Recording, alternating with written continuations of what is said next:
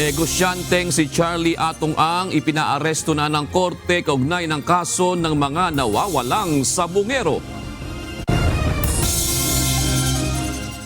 Dating DPWH Secretary Manuel Bunoan, mali umano ang mga isinumiting datos ng flood control projects kay Pangulong Ferdinand Marcos ayon kay Senator Panfilo Lacson. Cabral Files planong ungkatin sa susunod na Blue Ribbon Committee hearing.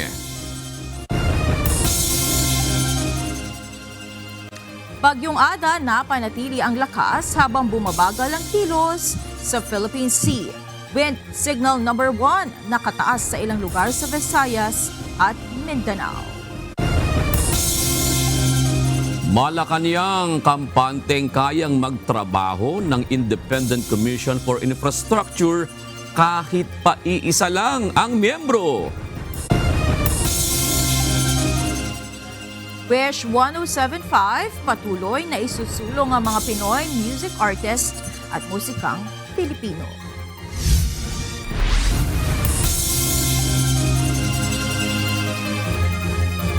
Magandang hapon, Pilipinas at sa buong mundo.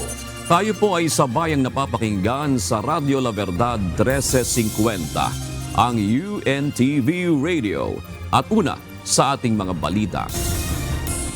Matapos ang mahigit na 4 na taon na paghahanap ng hustisya sa kaso ng pagkawalan ng mga sabungero, naglabas na ng warrant of arrest ang isang korte sa Laguna para arestuhin ang negosyanteng si Atong Ang at iba pang akusado. Si ang itinuturong mastermind sa pagkawala ng mahigit sa 30 sabungero sa bansa. Ito ang balita ni Lea Ilagan. There is a warrant of arrest and we will enforce it. Anybody who is on the way, arrestuhin po namin. Naaresto na ng Philippine National Police Criminal Investigation and Detection Group o CIDG ang 9 na pulis at 8 sibilyan na sangkot sa kaso ng missing sabungero. Ito'y matapos na isilbi ang warrant of arrest na inisyu ng Branch 26 ng Santa Cruz Regional Trial Court sa 17 mula sa 18 individual. May kaugnayan ito sa kinakaharap nilang kaso na serious illegal detention at kidnapping with homicide. Ayon kay CIDG Director, Police Major General Robert Alexander Morico, nasa kustodiya na ngayon ng CIDG ang mga naaresto kabilang ang mga pulis na Lieutenant Colonel ang pinakamataas na ranggo. Agad na isinailalim ang mga naarestong akusado sa booking procedures. Right now, together with other units of the Philippine National Police like Highway Patrol, Intelligence Group, we have in our custody 9 police officers and 6 civilians. Yes.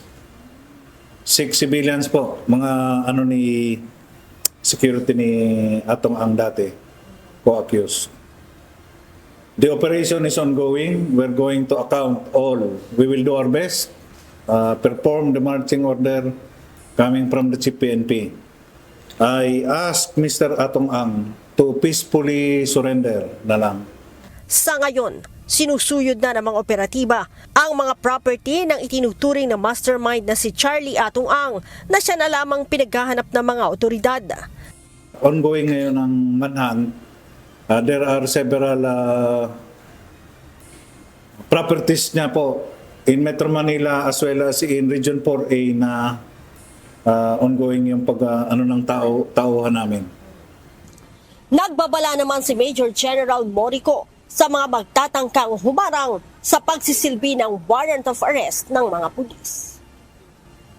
It is a lawful order coming from the court. Mga security guard po sa subdivision and doon sa bahay, anybody who will prevent us, we will be arresting you for obstruction of justice. Ang pamilya ng mga biktima, ipinagpasalamat ang paglalabas ng warrant of arrest ng korte laban kay Atong Ang at 17 iba pang akusado. Kami po ay nagpapasalamat sa Panginoon Diyos, nagpapasalamat sa gobyerno na tumulong sa mga kapulisan at lalong-lalo na sa aming star witness na talagang malaking tulong. Kapatid niya, kami po ay talagang hindi nawalan ng pag-asa at lalong nagsumikap para talagang magtiyaga, mag-antay para makamit itong justice na to. Salamat sa mga tumulong at talagang kami ay natutuwa, lalo-lalo na sa mga media na talagang tinutukan itong kasong to upang ma-serve na itong warrant of arrest dito. Sana maipatupad sa lalong mas madaling panahon. Nananatili pa rin aniya nakaabang ang mga kaanak ng biktima sa warrant of arrest sa nasa mahigit sa 20 pang sangkot na hindi nakasama sa ipinaaresto. Leia Ilagan, UNTV, News and Rescue. Diyos ang aming sandigan, serbisyo publiko ang aming pinahahalagahan. Matapos na maglabas ng warrant of arrest ang hukuman laban sa negosyanteng si Atong Ang at iba pang kapwa-akusado sa kaso ng missing sabongeros, hihilingin kaagad ng Department of Justice Prosecution Panel sa korte na mag-issue ng Hold Departure Order o HDO laban kina Ang at mga co-accused nito para matiyak na haharap sila sa paglilitis. Ayon kay DOJ spokesperson Attorney Polo Martinez, ito ay para mapigilan silang umalis ng bansa. Dagdag pa ni Martinez, nakamonitor din sila sa korte sa San Pablo, Laguna at Lipas City, Batangas para sa bukod pang arrest warrant na ilalabas laban kina Ang. Samantala, kinumpirma naman ng Bureau of Immigration na sa ngayon ay wala pang record na lumabas ng Pilipinas si Charlie Atong Ang. Naniniwala si House Committee on Public Accounts, Bicol Saro Party List Representative Terry Ridon, na handang aksyonan ng Kamara ang mga impeachment complaint na ihahain sa kapulungan. Sa gitna ito ng issue na reklamong impeachment na plano umanong ihain laban sa Pangulo at Pangalawang Pangulo. Ito ang balita ni Rosalie Cos. I think handa naman po yung House itself, no, and yung po House Justice Committee to undertake any and all impeachment complaints that will be submitted. Sakaling ang matuloy ang paghahain ng impeachment complaints laban kina Vice President Sara Duterte at Pangulong Ferdinand Marcos Jr., handa ang Kamara na aksyonan ito. Yan ang paniniwala ni Bicol Saro Party List Representative Terry Ridon, chairperson ng House Committee on Public Accounts at miyembro rin ng House Justice Panel. Sa gitna ito ng ulat na may mga individual nang naghahanda na ireklamo si PBBM dahil sa umano'y mali at abusong paggamit sa mga nakalipas na pambansang pondo na naging ugat ng malawakang korupsyon sa mga proyektong kontrabaha ng pamahalaan. Pero para kay Congressman Ridon, walang basis para sampahan ng reklamong impeachment si PBBM. Taliwas ito sa paniwala ng kapwa kongresistang si House Deputy Minority Leader at ACT Teachers Party List Representative Antonio Tinio. I think wala pang matibay na batayan para magkaroon po ng impeachment complaint against the President. Kung ang magiging batayan ay yung pagkakaroon po ng unprogrammed appropriations. Firstly, the unprogrammed appropriations had been there since 1989. 2 years after the 1987 Constitution, well, use of flood control anomalies. I think we have to be very clear that it was the President himself that blew the whistle on flood control corruption in government. May nakikita tayong pwedeng grounds ng impeachment. No? Yan ay kaugnay doon sa naging sistematikong pandarambong ng national budget sa ilalim ng administrasyon ni Pangulong Marcos Jr.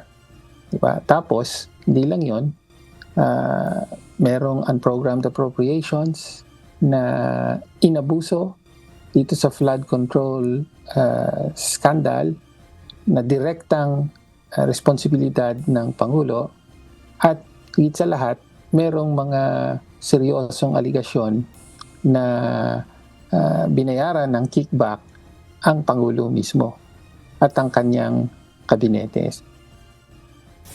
Patuloy namang umaasa ang dalawang mambabatas na maglalabas ng paborableng desisyon ng Korte Suprema sa motion for reconsideration ng Kamara. Ito ay matapos ibasura at ideklarang unconstitutional ng Supreme Court ang impeachment case na inihain ng 19 Congress ng House of Representatives laban sa Vice Presidente noong nakalipas na taon. Sakaling walang tugon dito ang Supreme Court, kinakailangan bumuo ng panibagong panuntunan sa impeachment at pagtibayin ito sa plenaryo ng Kamara.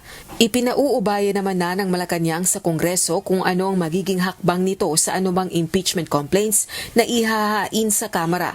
Alam po nating lahat na ang mga mababatas ay binoto dahil sila po ay may puso, may talino, at may konsensya. Alam nila ang tama at mali. Alam nila na ang kanilang gagawing trabaho ay para sa taong bayan, hindi para sa iilan lamang. So, sila na po. Nasa pagdidesisyon po nila yan kung magkakaroon po ng pagsasampa ng impeachment complaint at kung ano po ang kanilang gagawing pag-re-resolve patungkol dyan. Rosa Licoz, UNTV News and Rescue. Diyos ang aming sandigan, serbisyo publiko ang aming pinahahalagahan. Nananatili pa rin ang tiwala ni Pangulong Ferdinand Marcos Jr. sa Independent Commission for Infrastructure o ICI. Ayon sa Malacanang, ipaubaya na lamang kay Pangulong Marcos kung ano ang magiging kapalaran ng ICI na nag-iimbestiga sa flood control projects anomaly. Ito ang balita ni Nel Mari Buhok. Kahit po nag-iisa ang isang Justice Reyes, kung ito naman po ay may sapat na ebidensya, hindi naman ito makakahadlang para sila po ay mag-rekomenda ng pagsasampa ng kaso. Hindi hadlang ang kakulangan ng mga miyembro ng Independent Commission for Infrastructure upang magampanan nito ang kanyang mandato. Naniniwala ang Malacanang na kakayaning magtrabaho ng ICI kahit pa nag-iisa lamang ang miyembro nito sa katauhan ng mismong chairperson nito na si dating Justice Andres Reyes Jr.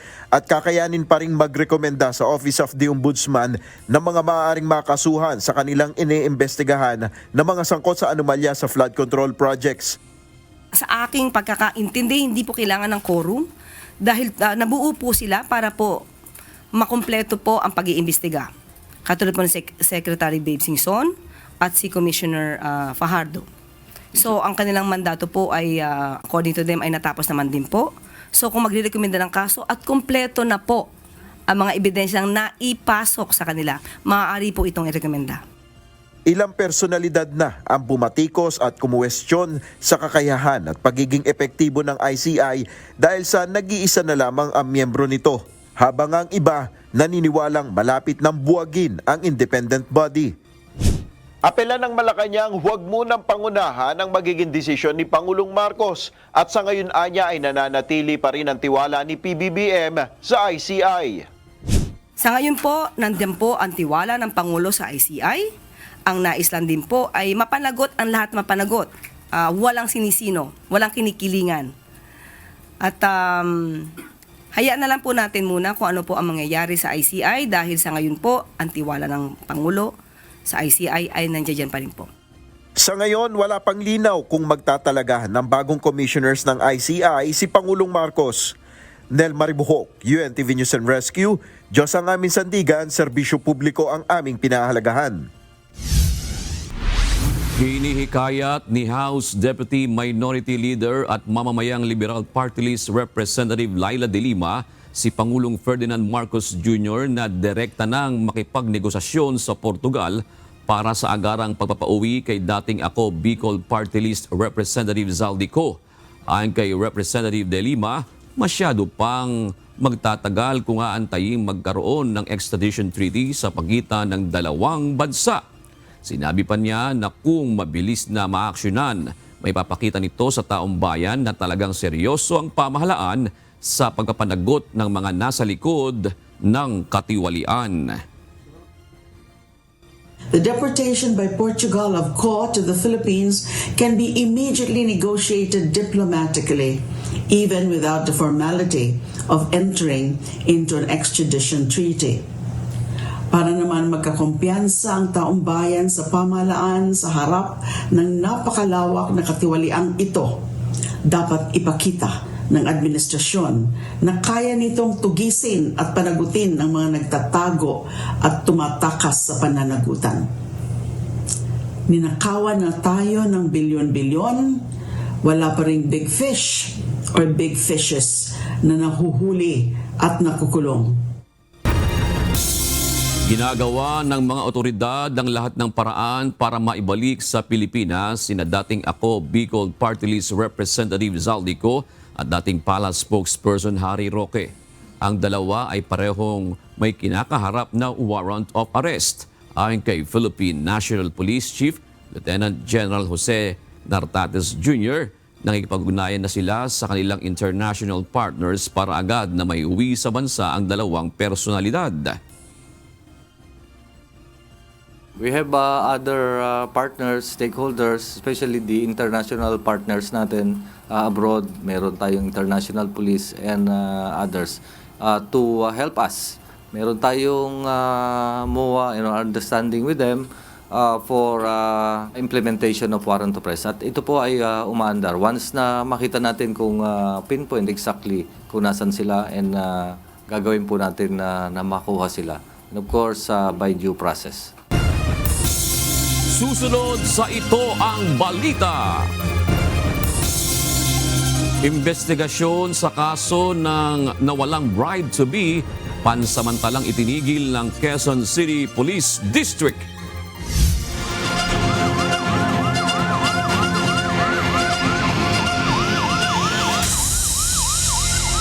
Nirespondihan ng UNTV News and Rescue Team ang dalawang magkahiwalay na insidente. Una, ang naatrasang gwardya sa Caloocan City at ang pangalawa naman ay ang senior citizen sa Bacolod City na nahirapang huminga. Ito ang balita ni Lizelle Nael. Ilalim ba? Hindi ilalim sa gilid. Sa gilid ng sasakyan. Para natumba lang siya. Sa Caloocan City, isang tawag ang natanggap ng UNTV News and Rescue mula sa isang concerned citizen tungkol sa isang security guard na naatrasa ng sasakyan alas 11 ng umaga noong January 12. Agad namang rumesponde ang UNTV News and Rescue Team sa naturang aksidente sa General Tirona Corner EDSA sa bahagi ng Bagong Baryo, Caloocan City. Nadatna ng team ang pasyente na inaasistihan ng kanyang mga kasamahan sa pagtawid mula sa gitna ng kalsada. Check natin ha. Sabi pa pag may masakit po mararamdaman. Agad na ini-assess ng team ang kalagayan ng pasyente. Naalala mo yung nangyari? Naalala mo? Anong? Hindi mo naalala? Hindi ka ba nawalan ng malay? Hindi ka nag-blackout? Ha? Basta ka mag-anak na. Hindi mo na napansin? Hindi mo alam kung nawalan ka ng malay? Hindi mo alam? Pero alam mo yung nangyari sa'yo? Hindi mo alam yung nangyari? Papaatras siya. Papaatras. Ayon sa ilang mga nakasaksi, nagtatraffic ang gwardya sa harap ng kanyang binabantayang establishmento nang maatrasa ng SUV na kanyang inaasistihan. Nagtamo ang gwardya ng bukol sa ulo at gasgas sa kanyang leeg dahil sa pagkakabagsak nito. Iniinda rin nito ang pananakit ng kanyang likod. Agad na nilapatan ng first aid ng team ang injuries nito at dinala sa ospital upang mabigyan ng karampatang atensyong medikal. Sa Bacolod City, isang tawag ang natanggap ng UNTV News and Rescue mula sa Disaster Risk Reduction and Management Office bandang 1:00 ng madaling araw, January 13, tungkol sa isang 77 anyos na lola na nahihirapang huminga. Nakatira ang pasyente sa Deca Home Subdivision, Bacolod City.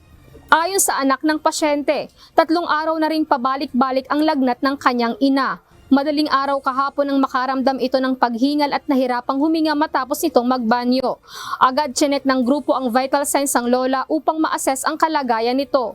Nang makitang mababa ang kanyang oxygen saturation, agad siyang binigyan ng oxygen support. Sunod sa konde. Ginawa. Buga. Ginawa. Buga. Ganti-wat na yun. Ni sa loob. Ngayon, nakakita na yan. Dito ka naman. Lapit na.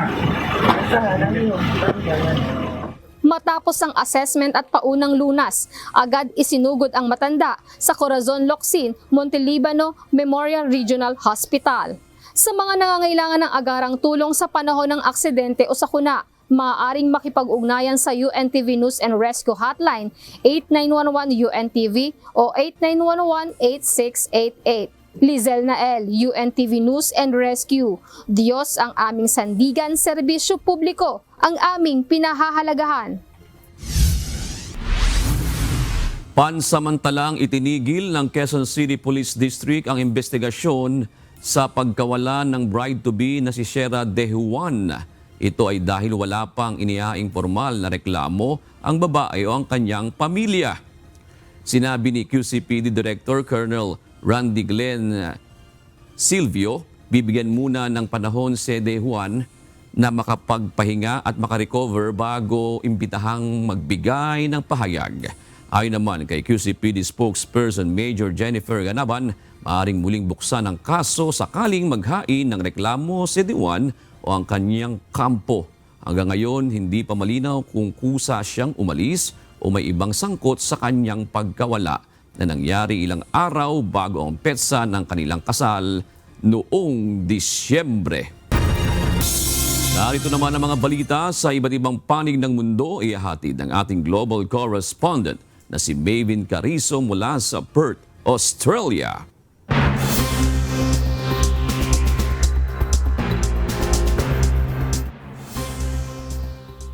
Hinihikayat ng World Health Organization ang mga bansa na itaas ang buwis sa mga matatamis na inumin at alak upang mabawasan ang pagkonsumo dito at pondohan ang serbisyong pangkalusugan.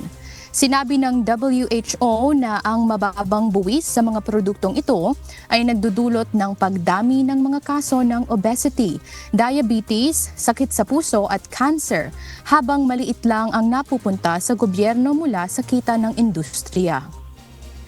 Giit ni WHO Director General Tedros Adhanom Ghebreyesus, epektibong paraan ang health taxes para baguhin ang asal ng publiko at makalikom ng pondo lalo na sa mga bansang kapos sa health funding. Dagdag pa ng WHO, maraming produktong mataas sa asukal at ilang uri ng alak ang nakakalusot pa rin sa pagbubuwis, kaya kailangan ng mas mahigpit, mas mataas na excise taxes. One of the best tools for doing that is health taxes on tobacco, alcohol, and sugary drinks. Health taxes have been shown to reduce consumption of these harmful products, helping to prevent disease and reduce the burden on health systems. Sumama ang halos 1,000 Filipino nurses sa ikalawang araw ng pinakamalaking kilos protesta na nagaganap sa New York City sa Estados Unidos. Hiling ng mga ito ang maayos at ligtas na workplace, dagdag na sahod at dagdag na empleyado. Upang maiwasan ang delikadong short staffing sa mga hospitals. Ito ang balita ni Lynn Perez. Pinaglalaban namin ang healthcare para sa lahat ng nurses. And we're looking for, of course, safe staffing for everybody. We want protection against violence, workplace violence, nurse ratios. Really, those are the main ones. Ligtas na working environment at karagdagang hospital staff. Ilan lamang ito sa kahilingan ng nasa 15,000 nurses na sa kasalukuyan na nagsasagawa ng hospital strike sa New York City, United States of America. Halos 1,000 Filipino nurses ang nakilahok sa protesta na itinuturing na pinakamalaking protesta sa kasaysayan ng lungsod. Ayon sa New York State Nurses Association or NYSNA, ang nurses union na nangunguna sa kilos protesta, bago pa sinimula ng kilos protesta noong Lunes ay nagkaroon na sila ng ilang buwang negosasyon sa mga opisyal ng ospital, ngunit mas pinili umano nilang kumita kaysa magbigay ng karampatan sa mga staff at maayos na serbisyo sa kanilang pagamutan. Nakisa si New York Mayor Zoran Mandani sa protesta bilang pagkilala sa naging napakahalagang kontribusyon nila noong pandemya maging sa 911 attack kung saan sila ang pangunahing tumutulong sa mga nasugatan. Gayunpaman, hinimok ng alkalde ang magkabilang panig na mag-usap at magkasundo. Git naman ng Union na ayaw makipag-usap sa kanila ng grupo ng 3 malalaking hospital system sa syudad, ang Mount Sinai, Montefiore at ang New York Presbyterian. I don't think we're going to get to a position where we won't get what we want. We may have to give up a few things, but everybody has to compromise so that the nurses can get back to the bedside. Depensa naman ni Kenneth Rasky, Pangulo ng Greater New York Hospital Association, bilyon-bilyong dolyar ang kakailanganan ng hospital dahil sa demand ng mga nurses at kakapusin sa pondo ang mga ito dahil sa fund cuts na isinagawa ng Trump administration, particular na sa medical field. Handa naman ang mga kababayan nating nurses ay pagpatuloy ang protesta para sa ikabubuti ng kalagayan ng mga nurses at pasyente sa New York. Lynn Perez, UNTV News and Rescue. Diyos ang aming sandigan, serbisyo publiko ang aming pinahahalagahan. Hindi bababa sa 22 ang nasawi at mahigit 33 ang sugatan matapos bumagsak ang isang train sa isang passenger train at magdulot ng pagderail nito sa Nakhon Ratchasima, Thailand nitong Miyerkules ng umaga.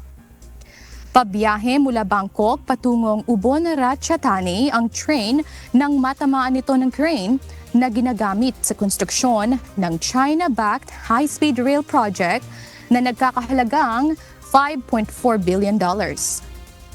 Ayon sa Transport Minister, 195 passengers ang sakay ng tren at patuloy pang kinikilala ang mga nasawi habang isinasagawa ang rescue operation sa lugar. Matagal ng problema sa Thailand ang mga aksidente sa konstruksyon at industriya na iniuugnay sa mahina umanong pagpapatupad ng mga safety guidelines. Kinaaaliwan ng maraming netizens ang pagtugtog ng drums ni South Korean President Lee Jae-myung at Japanese Prime Minister Sanae Takaichi matapos ang bilateral meeting ng dalawang bansa sa Nara. Tinugtog ng dalawang leader ang kantang Golden mula sa Netflix series na K-pop Demon Hunters at ang hit song na Dynamite ng BTS gamit ang drum set na gawa ng Japanese brand na Pearl. Sa nasabing pulong, nagkasundo ang dalawa na palakasin ang kooperasyon ng kanilang mga bansa sa gitna ng tumitinding hamon sa rehiyon.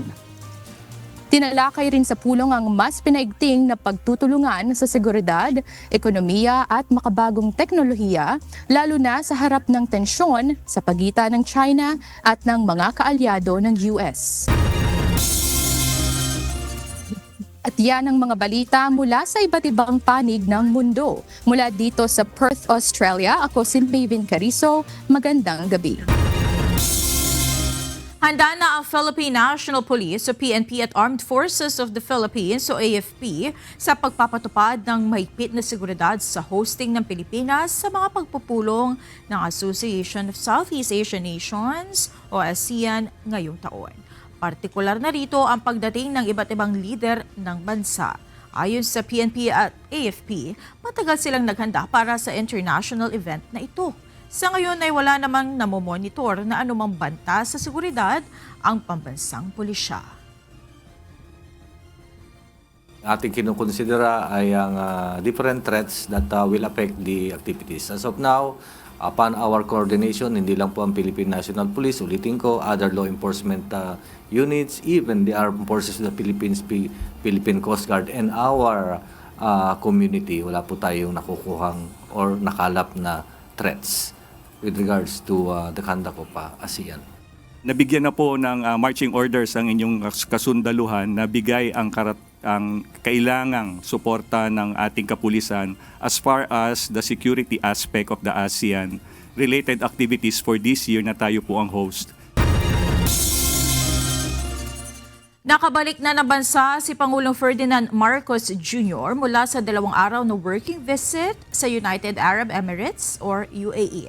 Nakibahagi ang Pangulo kasama ang ibang leader ng bansa sa Abu Dhabi Sustainability Week, ang pinakamalaking pagtitipon ng mga pinuno ng mundo para talakayin ang mga hamon sa pandaigdigang sustainability. Isa sa pinakamahalagang resulta ng working visit ni PBBM ay ang paglagda sa 2 kasunduan, ang Philippines-UAE Comprehensive Economic Partnership Agreement o CEPA at Memorandum of Understanding sa Defense Cooperation. Ayon kay Pangulong Marcos, mahalagang tampok sa free trade agreement sa UAE ang karagdagang liberalisasyon ng kalakalan sa mga serbisyo sa UAE, kabilang ang mga profesional na serbisyo, kalusugan, konstruksyon, information technology at iba pa. Paliwanag na Malacanang malaking tulong ito sa kalakalan ng dalawang bansa. Dahil din sa bagong free trade agreement, 95% ng Philippine exports ay makakatanggap ng preferential tariffs na papabor sa ating local exporters. Kabilang ang personal care and cosmetic items, food products, electronic equipment, automotive and aircraft parts at textile and apparel products sa mga makakatanggap ng preferential tariffs. Dahil dito, inaasahan mas uunlad pa ang ating export market. Tataas ang produksyon at higit sa lahat ay mas maraming trabaho para sa mga Pilipino. Susunod sa Ito ang Balita. Dating DPWH Secretary Manuel Bunoan, mali umano ang mga isinumiting datos ng flood control projects kay Pangulong Ferdinand Marcos Jr. ayon kay Senator Panfilo Lacson. Capital Files planong ungkatin sa susunod na Blue Ribbon Committee hearing.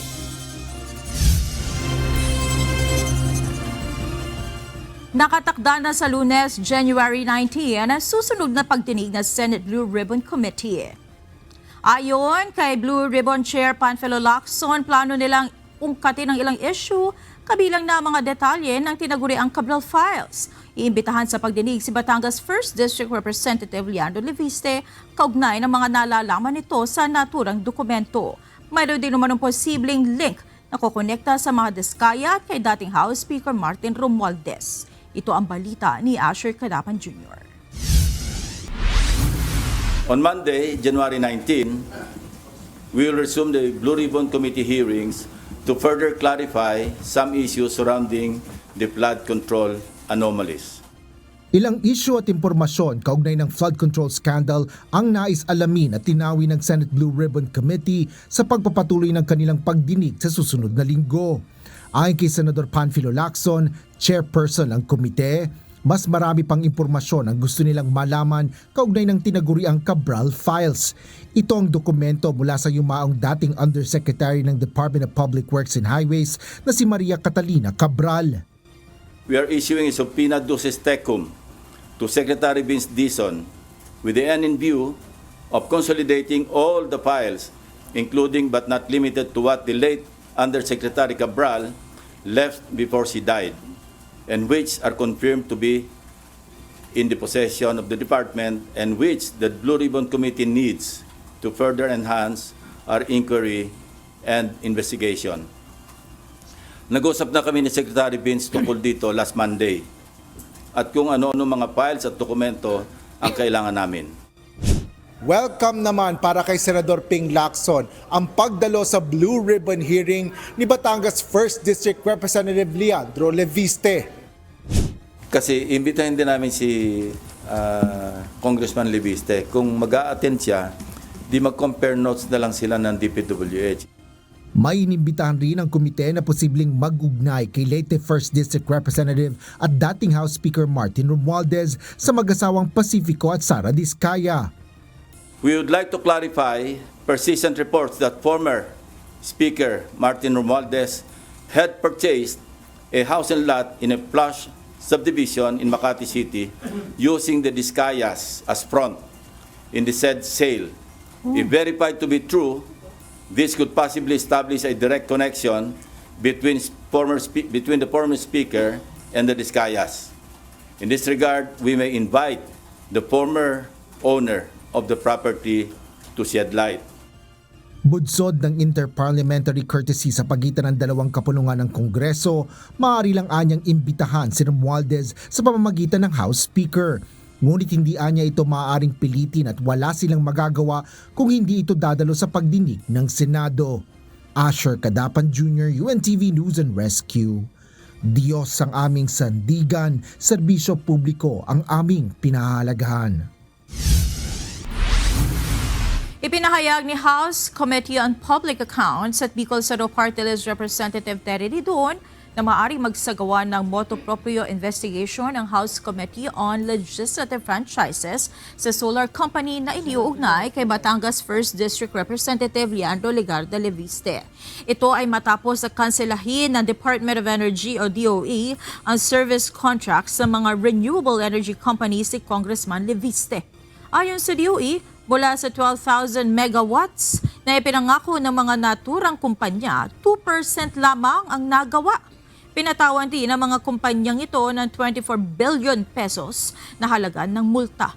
Naniniwala naman si Congressman Ridon na hindi ito pamumulitika dahil hindi lamang ang mga kumpanyang iniuugnay kay Leviste ang terminated ng pamahalaan ng kontrata dahil sa pagpalyang makamit ang inaasahang power production. Nag-aantay ho tayo ng mga House resolutions to look into the franchise of Solar para sa Bayan and whether or not it has been able to deliver on its commitment to government and to their constituencies. No? So, ayun yung una, we're waiting for a resolution. But secondly, and I think this is part of the powers of committees as well, including the franchise committee, would be to look into the franchise motu proprio. Samantala, sa post si Congressman Leviste sa kanyang social media page, iginiit nito na iginagalang niya ang mga kawani ng gobyerno at tutugon ito sa kanilang mga pahayag sa tamang forum. Niloko umano ni dating Department of Public Works and Highways o DPWH Secretary Manuel Bonoan si Pangulong Ferdinand Marcos Jr. sa pag-usumite ng datos tungkol sa flood control projects. Ayon kay Senate President Pro Tempore Ping Lacson, ito ang dahilan kaya lumabas na lumobo ang bilang ng mga tinaguriang ghost flood control projects. Hilingin naman ng Senado na mapabalik si Bonoan mula sa Estados Unidos upang maimbestigahan. Ito ang balita ni Ivan Alvarez. Hindi technically, niloko niya si Pangulo. Pag mali-maling grid coordinates, siyempre, walang project doon sa grid coordinates. Mali eh. So pag inspection nitong DepDer ng AFP, ng PNP, wala makitang project, i-report nilang ghost yun. Sinadya umano ng nagbitiw na Public Works and Highways Secretary Manuel Bonoan na maliin ang mga grid coordinate na isinumite kay Pangulong Ferdinand Marcos Jr. Sa pagsisiwalat ni Senate President Pro Tempore Panfilo Ping Lacson na pag-alaman umano niya mula sa isang reliable source ang impormasyong ito. Nagresulta rin umano ito ng mas malaking bilang ng ghost flood control projects kung saan 421 ang naitala ng ahensya. Ayon kay Lacson, maaaring ginawa ito ni Bonoan upang pagtakpan ang maaaring mag-ugnay sa kanya sa flood control scandal. Well, that's part of misleading Malacanang. Kasi sinabit niya sa PMS, yun nga, incorrect. And this information came precisely from the DPWH. Kasi na-check nga nila na mali-mali. Kung isa o dalawa lang yung mali, pwedeng inadvertently na-omit, o kaya nagkamali. Pero katakot-takot daw talaga, and kita nila na deliberate yung pagsasubmit ng mali-maling grid coordinates. So, isipin mo, sumbong sa Pangulo, niloko niya pa. Ayon sa Senador, sa ngayon ginagawa na ng paraan ng DPWH na itama ang listahan ng flood control projects sa pamamagitan ng pagkukumpara ng mga coordinate mula sa multi-year planning and scheduling system sa project and contract management application ng kagawaran. Nobyembre ng nakaraang taon nang lumipad papuntang Amerika si Bonoan para umano samahan ang kanyang asawa sa paggamutan. Ipinangako nito na uuwi ng December 17, 2025, ngunit hanggang ngayon ay walang paramdaman dating kalihim. Bunsod nito, iisyuhan si Bonoan ng sapina ng Senado dahil sa patuloy na hindi pagdalo sa Senate Blue Ribbon Committee hearing. Maaari itong mapatawan ng contempt at ipaaresto sa ibang bansa. May legislative warrant siya na pwede siyang hulihin. So we will make arrangements with the U.S. Embassy, the Ambassador Dave Romualdez, na kung pwede makipagtulungan, makipag-coordinate sa U.S. authorities para maibalik siya rito. Ayon pa sa Senador, hindi maaaring manatili sa Estados Unidos ng lagpas 6 na buwan dahil maituturing itong unauthorized stay kung saan maaari din siyang ipa-deport pabalik ng Pilipinas. even in the absence of a judicial warrant, we can request the proper authorities para maibalik siya sa Pilipinas. Hindi lamang doon, kasi sabit na nga siya, di ba? In-implicate na siya ni Bernardo eh. Idinawit ni DPWH Undersecretary Roberto Bernardo sa kanyang supplemental affidavit na si dating DPWH Secretary Bunoan ang isa sa mga umano'y operator ng kickback sa kanyang mismong ahensya. Isa rin si Bunoan sa mga inirekomendang kasuhan ng Independent Commission for Infrastructure sa Office of the Ombudsman. Evan Alvarez, UNTV News and Rescue. Diyos ang aming sandigan, serbisyo publiko ang aming pinahahalagahan. Hindi pa makapag-refer ng kaso ang Independent Commission for Infrastructure o ICI sa Office of the Ombudsman kaugnay ng investigasyon sa umano'y anomalya sa flood control projects. Ayon kay ICI Special Advisor Rodolfo Azurin Jr., kulang na sa mga commissioner ang independent body. Sa kasalukuyan, si ICI Chairperson Andres Reyes Jr. na lamang ang natitirang commissioner ng ICI matapos magbitiw sina Rogelio Babe Singson at Rosana Fajardo. Si Singson ay nagbitiw noong December 2025 dahil sa kalusugan at seguridad, habang sinabi naman ni Fajardo na natapos na niya ang kanyang mga obligasyon para sa komisyon.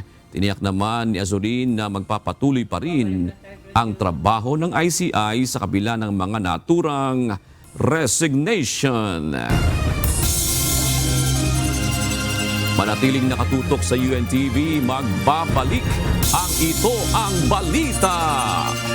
Nawagan ng Philippine Atmospheric Geophysical and Astronomical Services Administration o PAGASA sa mga nakatira sa paligid ng Bulkang Mayon na mag-monitor ng lagay ng panahon. Ayon sa PAGASA, malaki ang posibilidad na magkaroon ng lahar flow mula sa bulkan dahil sa dami ng ulang ibabagsak ng paparating na bagyo. Ito ang balita ni Ryan Lacanlale. May inaasahan po tayong pag-ulan na ngayong darating na weekend, posibleng mula 100 to 200 millimeters of rain ang ibagsak sa lalawigan ng Albay. Malaki ang posibilidad na magkaroon ng lahar flow sa paligid ng Bulkang Mayon sa Albay sa pagpasok ng Bagyong Ada sa Philippine Area of Responsibility. Ayon sa Philippine Atmospheric Geophysical and Astronomical Services Administration o PAGASA, sa ngayon wala pang malaking epekto ang bagyo dahil nasa karagatan pa ito. Pero asahan na sa mga susunod na araw na magpapaulan ito, lalo na sa darating na weekend, kung saan tatahakin ito ang Eastern Visayas at Bicol Region. Mahigpit na bili ng PAGASA na dapat maging alerto ang mga kababayan natin na naninirahan malapit sa paligid ng bulkan. Dahil sa inaasahang malalakas na pag-ulan, malaki ang posibilidad na maitulak pababa ang mga nakadepositong lahar sa dalisdis ng bulkan. Hindi po natin sinasantabi yun dahil meron tayong activity, volcanic activity. Dagdag pa dyan, may mga pag-ulan tayong inaasahan sa mga darating na araw, in particular ngayong darating na weekend. So dapat po talaga yung maging alerto yung mga kababayan natin, lalong-lalo di sa may bandang Mayon Volcano area, yung malapit po doon. Payo ng PAGASA sa mga residente sa paligid ng Mayon, laging alamin ang update sa mga aktibidad ng bulkan, sundin ang payo ng PHIVOLCS, Local Disaster Management Unit at LGU para sa agarang paglikas. Ang Philippine Coast Guard noong nakaraang linggo pa nakadeploy ang kanilang mga tauhan sa Bicol Region. Pero mas doble ang pagbabantay nila ngayon sa pagpasok ng Bagyong Ada. Paalala nila sa mga residente, lumikas ng maaga kung kinakailangan, lalo na at mas mahirap mag-rescue kapag nagkaroon na ng lahar flow. Mas mahirap, no? Kasi una, critical yung point na nakadesignate na yon sa Philippine Coast Guard. At binabantayan din kasi natin yung other levels ng Mayon. Sa ngayon ay mayroon ng 700 PCG personnel na nakadeploy sa Bicol Region. Sa mga bayan na nakapaligid sa Bulkang Mayon, mayroong 165 personnel at 9 na deployable response group team. Pero nakahanda ring tumulong ang mga karatig lugar kung kinakailangan. Umabot na sa 4,039 individual ang inilikas ng PCG sa pakikipagtulungan sa mga municipal at provincial disaster response office mula sa paligid ng bulkan simula nang muli itong mag-alboroto. Ryan Lacanlale, UNTV News and Rescue. Diyos ang aming sandigan, serbisyo publiko ang aming pinahahalagahan. Magsasagawa na ng special elections ang COMELEC sa ikalawang distrito ng Antipolo City sa Rizal. Ito ay upang punan ang nabakanteng pwesto ng yumaong si dating Congressman Romeo Acop. Ito ang balita ni Dante Amento. Napagdesisyon na namin na mag-hold ng special election dyan sa Antipolo City, 2nd District, upang punan yung nabakanting posisyon ng yumaong Congressman Acop. Inaprubahan na ng Commission on Elections o COMELEC ang rekomendasyon na magsagawa ng special election sa ikalawang distrito ng Antipolo City, Rizal. Layon itong punan ang naiwang pwesto ni Representative Romeo Acop sa Kamara matapos itong pumanaw noong December 20. Ayon kay COMELEC Chairman George Erwin Garcia, sa ilalim ng batas, dapat na maisagawa ang special election sa loob ng 90 araw. Sa kaso ng Hagidorn versus the House of Representatives, sinabi ng Korte Suprema na may kapangyarihan ang COMELEC na magtakda ng special election kahit wala pang declaration of vacancy mula sa Kongreso. Sinabi pa ng Korte Suprema na ito ay isang mandato ng COMELEC na mandatory. Ibig sabihin, wala kaming choice kung hindi isagawa ang halalan.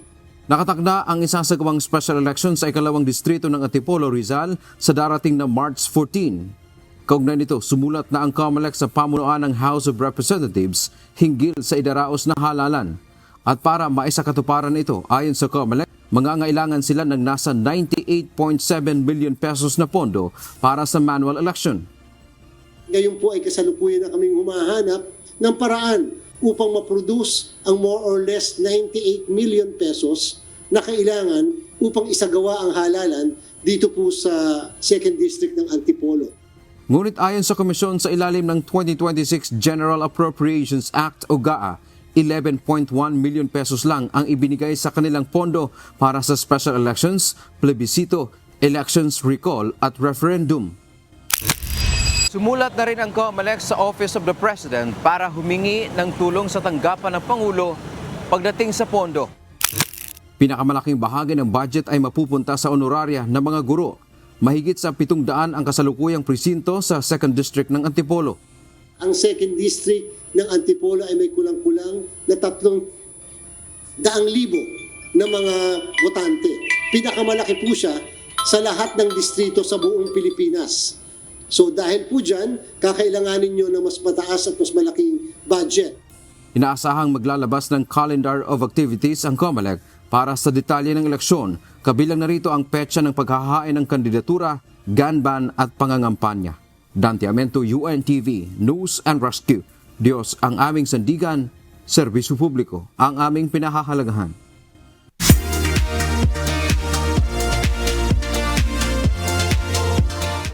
Magbabalik sa Pilipinas ang Korean K-pop supergroup na BTS para sa kanilang comeback concert.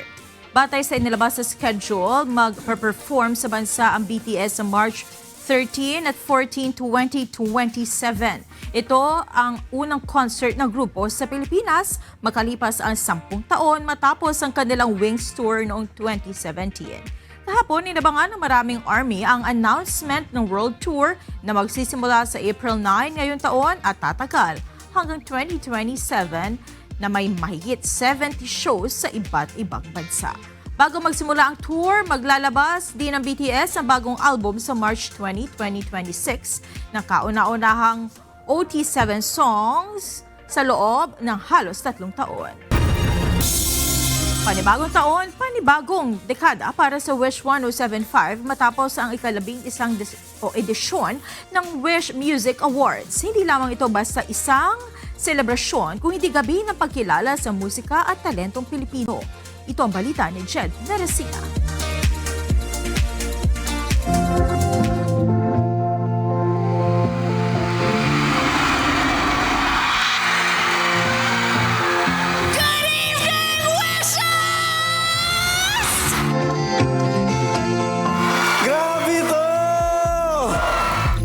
It's the time of the year at isa sa mga prestihiyosong event na inaabangan ng mga wisher ang Wish Music Awards. Isang gabi ng pagkilala sa musikang Pilipino ang naitanyag sa ginanap na 11th Wish Music Awards sa Araneta Coliseum. Nagtipon-tipon dito ang local acts mula sa iba't ibang generation and genre na nagbigay kulay sa gabi. At sa ika-11 edisyon ng Wish Music Awards, simula ito ng panibagong dekada ng pagbibigay pugay sa talento ng Pinoy artists at kanilang musika.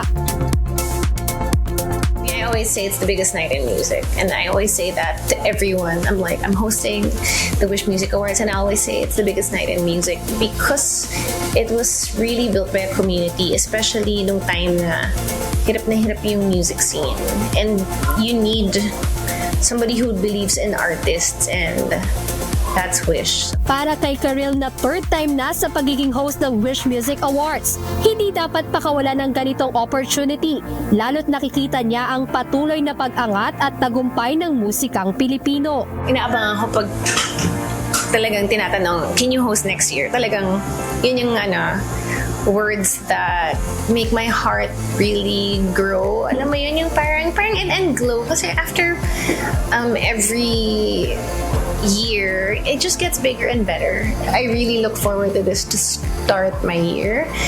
And I think the idea that it gets bigger and better every year is just something na na-appreciate mo na, alam mo yun, lalo na pag na-experience mo rin yung parang lows ng music scene, tapos ngayon high, tapos parang pataas pa ng pataas. Sabi ko, hindi mo siya talagang pwedeng pakawalan. Dagdag pa ng multi-talented Filipina entertainer, bahagi ang Wish 1075 sa pagbuo ng pangarap at pagtulong sa lahat ng artist na maitanyag ang kanilang talento. Atin to, ginawa natin to, and patuloy lang natin to kasi ang dami nga palang dreamers. Like kanina, nung tinanong ko, ilan ang pangarap mag-perform sa Wish Boss? Nagsigawan yung mga tao, and hindi lang from the artist section, diba? Mula sa taas. So, hindi natin alam kung meron palang nangangarap dyan na baka tonight lang nila inamin sa sarili nila. That's powerful, and I think that's the power a community could hold, and that's what Wish has achieved. Nagpasalamat naman sa Wish 1075 si TJ Monterde na tinanghal na Wish Artist of the Year at ang kauna-unahang ginawaran ng KDR Icon of Breaking Boundaries. Ayon kay TJ, isa ang Wish sa nagbibigay ng platform sa lahat ng artist para maipakilala ang kanilang galing, hindi lang sa Pilipinas kundi maging sa ibang bansa. Ako, super proud ako sa Wish kasi alam mo yung binibigyan nila ng Wish ng opportunity lahat ng mga artists na nagpursiging gawin yung art nila. Kaya sobrang thankful ako sa Wish na as in kahit sino binibigyan ng Wish ng award. Malaking bahagi rin sa journey, hindi lang ng gaya niyang may pangalan na sa industriya, kundi maging sa up-and-coming artist ang dala ng naging isang FM radio station on wheels. Isa yan sa mga isa siya sa mga nagbibigay sa akin ng meaning kung bakit gumagawa kami ng musika na parang minsan mapapaisip ka sa artist, tama pa ba yung ginagawa ko? Tama pa ba to? Tapos, andito yung Wish na parang, oh, you're on the right track. Andito ka pa rin, kaya tuloy mo lang yan. Ganon yung Wish sa akin. Kaya't para naman sa organisasyon ng mga Pilipinong mga awit na hinirang bilang KDR Icon of Music and Philanthropy, mahalagang maipagpatuloy ng Wish 1075 ang kanilang nasimulan sa music scene. Please continue to support both mainstream and independent artists, and please continue the good work that you do, continue innovating and continue giving platforms for our music, because I think we have so much to offer, not just to our country but also globally. So and ako, I will always say na Filipino artists can be just as good as international artists, and in some cases I can argue we can be better.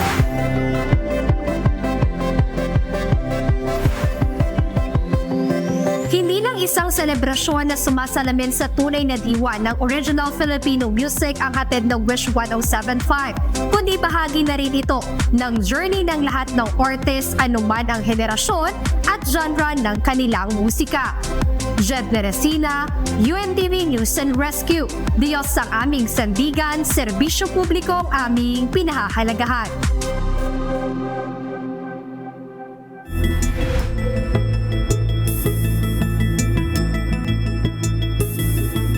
Nakataas na ang Tropical Cyclone Wind Signal number 1 sa 6 na probinsya sa Visayas at Mindanao.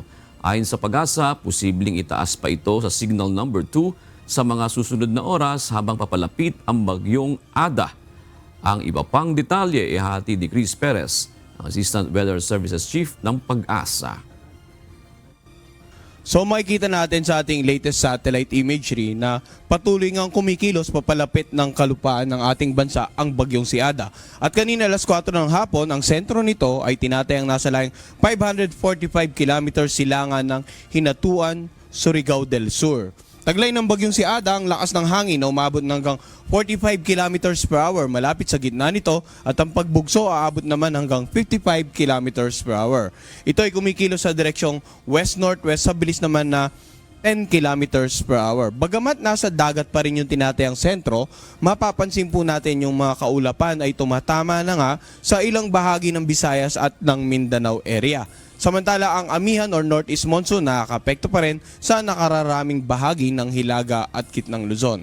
Ngayon tingnan natin ano nga ba inaasahang pagkilos ng bagyong si Ada sa loob ng 3 hanggang 5 araw. So kanina alas 2 ng hapon ito yung tinatayang lokasyon ng bagyong si Ada at bukas ng hapon inaasahan po natin nasa layong 430 kilometers silangan ng Surigao City, Surigao del Norte. Samantala sa darating naman na Biyernes ng hapon, inaasahan natin nasa 200 kilometers silangan ng Borongan City, Eastern Samar. Sa darating naman na Sabado ng hapon ay nasa layong 130 kilometers silangan ng Biracatan, Duanes. Sa darating na Linggo, 375 kilometers east-southeast ng Kasiguran, Aurora. At sa darating naman na Lunes, 525 kilometers east ng Kasiguran, Aurora. So kung mapapansin po natin sa ating pinaka-latest forecast track, sa loob ng 5 araw ay manatili ito sa loob ng ating area of responsibility. Kung titingnan natin yung center track, base dito ay hindi po natin inaasahang magla-landfall. However, titingnan naman natin yung area of probability. Ang area of probability po, nagpapakita ng mga lugar na posibleng maging aktual ng pagkilos ng bagyo throughout the forecast period. So, hindi natin nirule out yung possibility na posible palang mag-landfall dito sa may bandang Eastern Visayas or dito sa may bandang Bicol region, no? So dapat maging handa po yung mga kababayan natin dito nga sa Eastern Visayas at maging sa Bicol region sa senaryo ng posibleng pag-landfall. Bagamat yung closest approach inaasahan natin sa dating na Sabado yung pinaka malapit sa landmass dito nga sa Biracatan, Duanes. So ito yung inaasahan pagkilos at dahil po dito, no, hanggat maaari huwag nang pumalawat yung mga kababayan nating mangisda at yung mga may malit na sakyang pandagat dito po sa mga karagatan sa silangang bahagi ng Visayas, ng northeastern part ng Mindanao at ng Bicol region. Dahil nga inaasahan natin yung paglapit ng bagyong si Ada, dagdag pa dyan yung amihan, ay magdudulot nga ng katamtaman hanggang sa maalong karagatan dito po sa silangang bahagi, sa mga karagatan sa silangang bahagi ng ating bansa. So ito po yung forecast track. Tingnan naman natin ano yung mga lugar na may wind signal. Dahil po sa may kalayuan pa yung sentro, sa ngayon nananatili pa rin nakataas ang Tropical Cyclone Wind Signal number 1 dito nga sa Northern Samar, Eastern Samar, Dinagat Island, Surigao del Norte at Surigao del Sur. Ngayon maaaring magtaka yung mga kababayan natin dyan, bakit po nakataas ang wind signal kung wala pa silang gaanong nararamdaman? Ang mga wind signal po ay babala patungkol sa posibleng lakas ng hangin na maranasan given a certain lead time or may palugit tayong oras. Kapag may signal number 1 po tayo, ibig sabihin niyan yung lakas ng hangin mula 39 hanggang 61 kilometers per hour ay posibleng maranasan sa mga lugar na naka-highlight ng blue in 36 hours or less.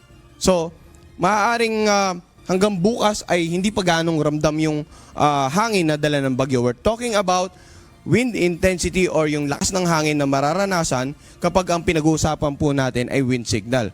Ngayon dahil sa pinakita nating forecast track na inaasahan nga nating kikilos ng malapit sa coastal areas sa silangang bahagi ng Visayas and then the Bicol region sa mga susunod na araw, posible pa pong madagdagan ng mga lugar na may wind signal at magkaroon pa tayo ng mas mataas na wind signal. Kanina, ipinakita po natin na posibleng umabot ng tropical storm intensity yung bagyo. sa patuloy na paglapit nito sa kalupaan ng ating bansa. So ibig sabihin po niyan, posible pa lang umabot pa ng wind signal number 2 ang itataas natin sa ilang bahagi nga ng Visayas, ng Bicol region, and possibly northeastern part of Mindanao sa mga susunod nating issuance ng Tropical Cyclone Bulletin. So sa ngayon po, wind signal number 1 pa lamang po yung nakataas, no? Talking about yung lakas ng hangin over these areas. Ngayon, ano naman yung inaasahan po natin na hangin na dulot naman ng amihan? Hindi po lingid sa kalaman lahat, bukod po sa bagyo, umiira lang amihan or yung northeast monsoon. Kaya't ngayong araw, inaasahan po natin yung pamisa-misang pagbugso ng hangin sa Batanes, Babuyan Island, Ilocos Norte, Abra, northern and eastern mainland Cagayan, sa eastern part ng Isabela, eastern portion ng Bulacan, sa lalawigan ng Aurora, sa nakararaming bahagi ng Quezon, sa Camarines Provinces, Norte at Sur, Catanduanes at Sorsogon. Samantala bukas naman, pagbugso ng hangin, inaasahan pa rin natin Batanes, Babuyan Island, Ilocos Norte, northern and eastern portion of mainland Cagayan, eastern Isabela, Aurora, nakararaming bahagi ng Calabarzon, Lubang Island, Marinduque, Romblon, Oriental Mindoro, Cuya Island, Bicol Region at sa Central Visayas. Sa darating naman na Biyernes, mga pagbugso ng hangin dadala ng amihan sa Batanes, Babuyan Island, Ilocos Norte, northern eastern portion ng mainland Cagayan, eastern portion ng Isabela, sa lalawigan ng Aurora. Pagbugso ng hangin sa nakararaming bahagi din ng Calabarzon, Oriental Occidental Mindoro, Romblon, Marinduque, dito sa Bicol Region, nakararaming bahagi ng Visayas at nakararaming bahagi ng Caraga. So kapag meron po tayong umiiral na amihan, yung mga pagbugso ng hangin pwedeng magdulot ng katamtaman hanggang sa maalong karagatan dito po sa mga lugar na walang wind signal sa mga oras na ito. Ngayon, pinag-usapan po natin yung lakas ng hangin. Pag-usapan naman po natin kung ano yung inaasahang pag-ulan dahil nga sa paparating na bagyong si Ada. Simula po ngayong araw hanggang bukas ng tanghali, ang pag-ulan na mula 50 to 100 millimeters, inaasahan po natin sa Eastern Samar, Dinagat Island at sa Surigao del Norte at Surigao del Sur. Ito po yung lugar na naka-highlight ng yelo. Bukas naman ng hapon hanggang sa darating na Biyernes ng hapon, asahan natin may mas malalakas ang pag-ulan, Northern at saka Eastern Samar, posibleng umabot ng hanggang 200 millimeters. Samantala yung naka-highlight ng yelo, 50 to 100 millimeters of rain, Catanduanes, Albay, Sorsogon, Samar, Biliran, Leyte, Southern Leyte, Dinagat Island at Surigao del Norte.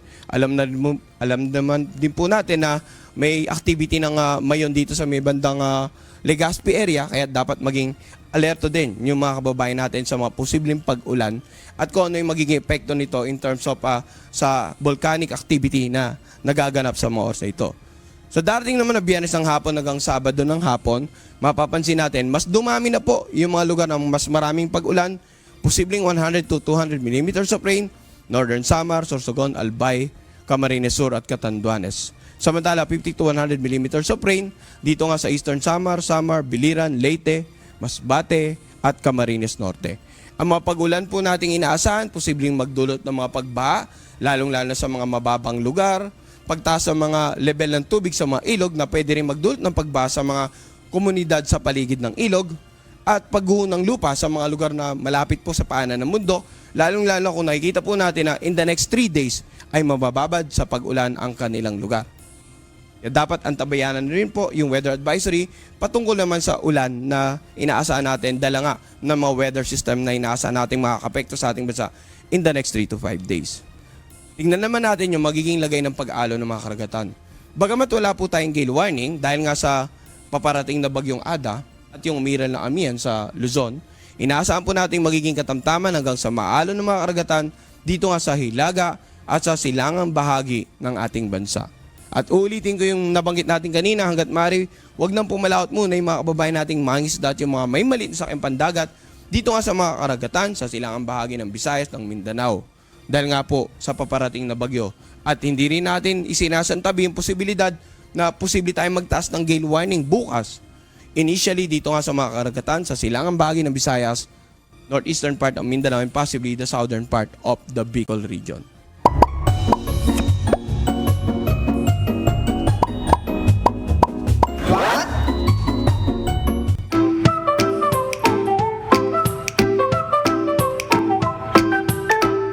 Dagdag kaalaman po, alam niyo po ba mayroong simpleng test para malaman kung gaano kakalusog at kung gaano kakatagal mabubuhay? blood test, hindi. ECG, hindi rin. Ang isang test, kung gaano kalakas ang iyong mga kamay. Tuwing nagbubukas ka ng garapon, nagbubuhat ng grocery o nakikipagkamay, masusukat na pala ang overall health mo. Ayon sa mga pag-aaral, ang grip strength ay hindi lang lakas ng kamay. Isa itong snapshot ng buong katawan, kalamnan, puso at kahit metabolismo.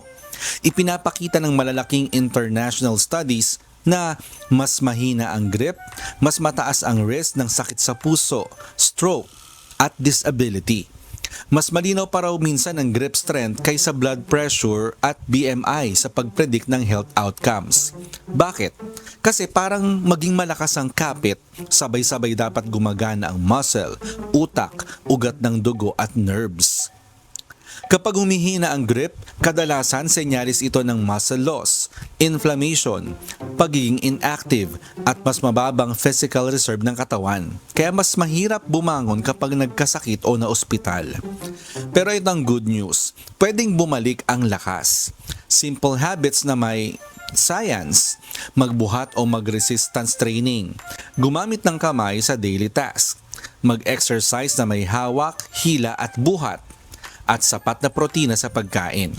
Hindi lang kamay ang lumalakas, buong katawan. Kaya po next time na may hahawakan kayo, huwag mong isipin na lakas lang yan ang kamay mo. Kundi, sukatan kung gaano kakalusog. Sana may natutuhan kayo at laging tatandaan, mapalad po ang tao na nakakasumpo ng karunungan at ang tao na nagtatamo ng kaunawaan.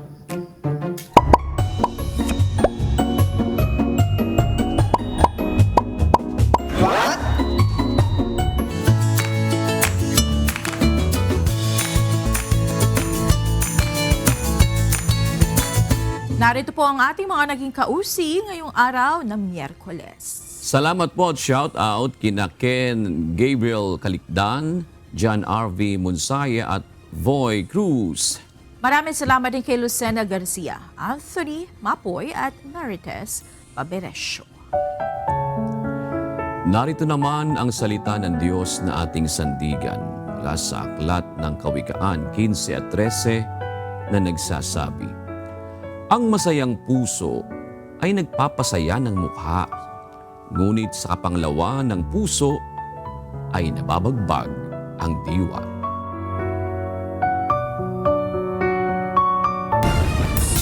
At yan ang naging kabuuan ng ating balitaan ngayong gabi. Aming inilahad ng buong katapatan kung paano namin nasaksihan. Kayo po'y makapagtitiwala ng aming nakita at narinig ang aming ibinabalita. At dito po sa UNTV, Diyos ang aming sandigan, serbisyo publiko ang aming pinahahalagahan. Magandang gabi po.